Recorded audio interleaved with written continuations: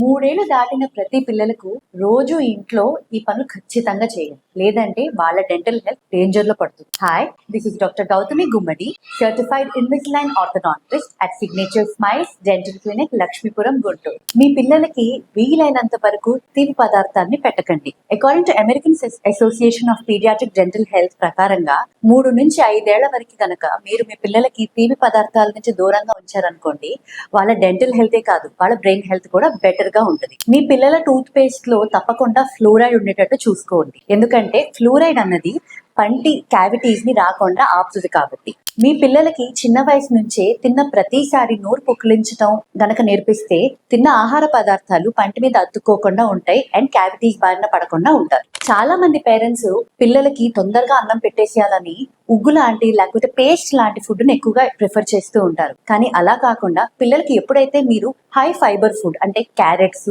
వాళ్ళు నవలగలిగేటట్టు కనుక మీరు ఫుడ్ పెడితే వాళ్ళ జా కూడా బెటర్ గా గ్రో అవుతుంది అండ్ వాళ్ళ డెవలప్మెంట్ కూడా బాగుంటుంది. వీటన్నిటితో పాటు తప్పకుండా ప్రతి 6 నెలలకు ఒకసారి మీరు మీ డెంటిస్ట్ దగ్గరికి వెళ్ళి, అట్లాగే ఒక పీడోడాంటిస్ట్ అంటే పిల్లల దంత వైద్యుల దగ్గర చూపిస్తే మీ పిల్లల డెంటల్ హెల్త్ అనేది 100% చెక్.